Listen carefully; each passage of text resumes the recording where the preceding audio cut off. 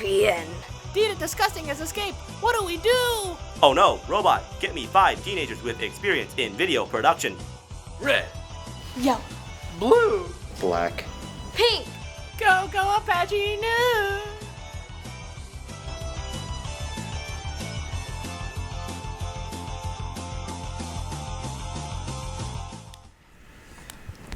Hello and welcome to another Apache News live stream. Wait, Jake, this isn't a live stream. Aren't we covering the CI football game versus Arcadia? No, we're not. Well, I'm still Jake. And I'm Bradford. And welcome to Show 2. Everybody loves burgers, right? Well, Performing Arts members are selling $5 Carl's Jr. coupon books. Buy one now from any advanced drama student and support their upcoming play, The Giver. Last week, Hurricane Harvey struck Houston with unrelenting rains. Let's go to Jesse Hendra for an update on the recovery efforts. Hurricane Harvey has officially ended, but the damage and suffering left in its wake still continues. On August 25th, the storm made landfall between Port Aransas and Port O'Connor in Texas. 5 days later, on August 30th, Harvey made its second landfall in Lake Charles, Louisiana. Within that span of just 5 days, 32,000 people were displaced from their homes, 40,000 homes were destroyed by the storm, and the death toll had reached a total of 66 people. A lot of my friends lost their homes, but all the rebuilding has begun, and the community's really come together to try and find everyone a home or a shelter to stay in. But it wasn't just people who were affected by this event. Austin Pets Alive, a private nonprofit organization, has rescued 1,700 pets from the areas affected by the hurricane. Several other nonprofit organizations have stepped up to help the victims of this disaster as well, one of the most prominent names being the American Red Cross. Generous donors all over the country have donated over millions of dollars to support the organization's mission. Some of these donors include famous celebrities such as Ellen DeGeneres, Leonardo DiCaprio, and President Trump, who made an appearance in Houston to take part in determining recovery operations. Before Trump left Houston, he made a statement saying, "We won't say congratulations. We don't want to congratulate. We'll congratulate each other when it's all finished." And just as his words predict, the cease to the suffering has yet to come as Hurricane Irma nears the East Coast. When will the suffering come to an end? Until the question can be answered, we here in the West Coast can only hope that relief will come quickly to our eastern neighbors. But until then, this has been Jessica Hendra. Back to you guys in the studio. Thanks, Jesse. Do you like music? How about supporting our performing arts? I know I do. Well then check out the inaugural gala. Hosted by the Performing Arts Foundation, the event will feature the voice finalist Chris Mann, as well as special guests from our Performing Arts department. Tickets are on sale and range from $10 to $200 for the September 16th event. As the threat of North Korea rises, all eyes turn to Kim Jong-un and the U.S. Here's Nick Marshall with more. Over Labor Day weekend, North Korea tested its newest intercontinental ballistic missile. North Korean officials stated that it can now reach the United States. During the Korean War, the Chinese-backed North Korea invaded the UN-backed South Korea in order to unite all of Korea. After intense fighting and large losses on both sides, the war ended where it started, the 38th parallel, which is now a demilitarized zone between the North and South. After years of villainization of Western powers, tensions have peaked with North Korea's nuclear development. So North Korea, I believe, is on their 6th nuclear test within the last 18 months. The nuclear tests have come to the point where just this last week, they say that they've detonated a hydrogen bomb in their nuclear test fields, which has caused a 6.3 magnitude earthquake. And that, alongside with the fact that they've been launching rockets, which mostly have gone down into the ocean with the exception of last week. One of them went over one of the northernmost Japanese islands and then into the ocean. The two of these combined lead the world to believe that they're working on miniaturizing their nuclear weapons to be able to adhere them to the rocket, so that way they can launch a long-range nuclear missile somewhere within their hemisphere. Personally, I don't feel threatened by it because I believe Kim Jong-un is doing this to show his people that he has power so he can keep his place as a dictator. As global tensions rise, it is important to remember the cost of war. Be safe, Apaches. Back to you guys in the studio. Thanks, Nick. With Halloween coming up soon, Pep Squad is looking for volunteers to be monsters. Come be scarecrows, baby dolls, and other scary characters to help haunt the halls of AHS. If you're interested in volunteering to be a monster, there's a mandatory info meeting Wednesday, September 13th at lunch in J210. We all know Jack Sessions, but did you know there's a new addition to the Sports Med crew? Let's go to Richard to find out. Patching up athletes takes more than one brilliant man. Let's meet Jack's new ace, Matthew Neilson. So my name is Matt Neilson, and I just got hired to help out with Mr. Sessions' sports medicine class, and also in here in the athletic training room. Before AHS, Matt worked at a small high school in Anaheim where he taught sports medicine and was their athletic trainer. Now he assists Mr. Session inside and outside the classroom. I help Jack with making sure his students understand some of the concepts that he's teaching, and they learn some sort of athletic training skills such as ankle taping, wrist taping, things like that. On game days, I'm out on the field with Jack, and we're helping out the athletes, making sure everybody's safe. Make sure to stop by room T106 to say hi to Matt and Jack, and stay tuned for more teacher feature. Hey Bradford, can you tell it's my first time? Yeah, you kind of suck. I think we need a break. do you have money to spend? Well, come on down to the ASB office. If you want to see your new ugly photo, you can buy a yearbook. Need some new PE clothes that aren't soiled. We have it. Want the whole school to know that your friend is getting old? Then get them a birthday crap. Want to be in water polo, but you can't get onto the team? Safety goggles got your back.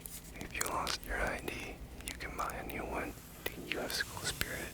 Show it by getting class and spirit shirts. Seniors, are you feeling stressed about college apps? Well, don't worry, because you're probably not alone. I actually dropped out of high school about a month ago. I don't know why I'm still here, to be honest. I have not started at all. Oh gosh. I made an account. I haven't started yet and probably won't until the last 2 days. If I'm being honest, I'm going to PCC. I finished my UC applications and my application to UPenn, and now I just have Harvard and Yale. We wish everyone luck in the remainder of their college applications, or for some of you guys, starting your college apps. This has been Naomi, back to you guys in the studio. Hey seniors, you can request Counselor Letter of Recs in the Career Center starting Monday, September 11th at lunch. Make sure you complete your data packet. Don't procrastinate. If you're feeling really warm and your face is melting off, then you're probably on fire. Here's Ryan with Fire Safety. Hey Apaches, this past Friday, Los Angeles experienced its greatest brush fire ever, the Tuna fire. Fortunately, there were 0 deaths and only 5 minor injuries. If you aren't careful or thoughtful of what you're throwing away, you can cause a deadly fire. The Tuna fire burned over 7,000 acres. Thankfully, the firefighters responded quickly with more than 1,000 of them to put the fire out. Out of the 1,400 homes, only 5 were burnt down. The 210 was completely closed down during this event. The fire is not contained. Go get help. Never try and attempt to put it out yourself. Don't put yourself in that kind of danger. After you get burned, always run it in cold running water for about 15-20 minutes. If the blister has popped open, don't touch it. You don't want to get it infected. Just wrap it with a loose dressing. To prevent fires, do as Smokey says, only you can prevent a forest fire. That still rings true, is just being responsible if you're going to be camping, if you're going to be trailering, to make sure you're not dragging chains behind a vehicle, to keep your vehicle in good condition. A lot of these fires we see today happen off the side of the freeway or they happen off the side of roads, due to pieces coming off of vehicles or disrepair. Also, unattended cigarettes or campfires that aren't attended can also be culprits, but lots of these are just accidents. So you have to be aware what the weather's like. When it gets very dry and windy, that's when everything comes to a head and has a much higher potential for a forest fire to become out of control. We thank the firefighters for keeping our neighborhood safe. This has been Ryan, back to you guys at the studio. Do you guys have any feedback for us? Anything you want more of or even less of? You can let us know in our survey, located on the Apache News Facebook page. Hey Jake, how was the football game last Friday? It was interesting. Let's see how Arcadia did from sports. Hey Apaches, I'm Johanna, and welcome to Apache Sports. Let's get started.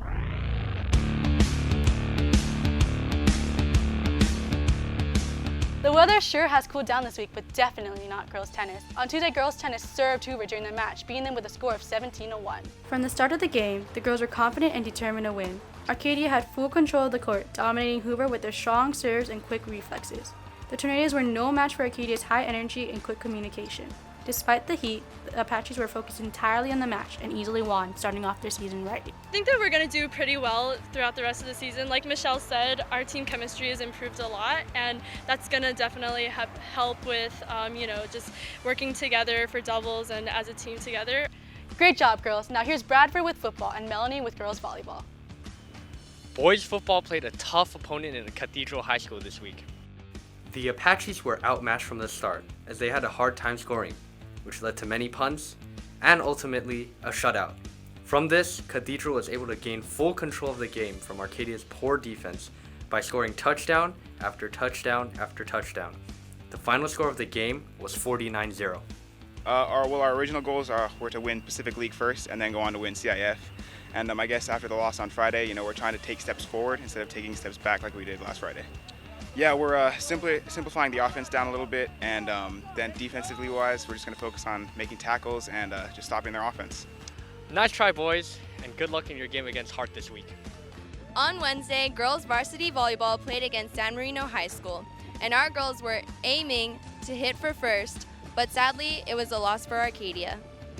Arcadia went in strong and confident, however grew visibly tired at the end of each set due to the distracting heat.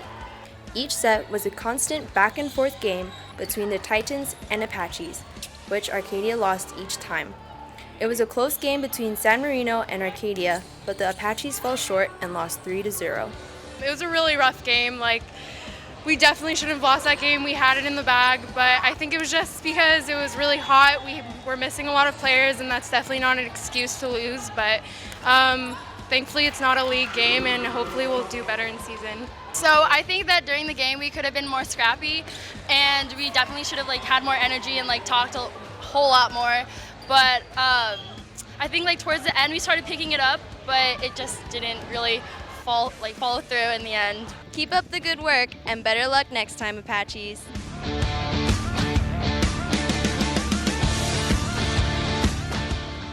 Make sure to check out our live stream of the football game between the Arcadia Apaches and Hart High School Indians at 6:45 tonight. And make sure to follow us on all of our social media websites down below. Now on a final note, Monday we'll be having all-school assembly honoring all the individuals and servicemen who lost their lives on September 11, 2001. This has been Bradford. And this has been Jake. And we'll see you next time on Apache News.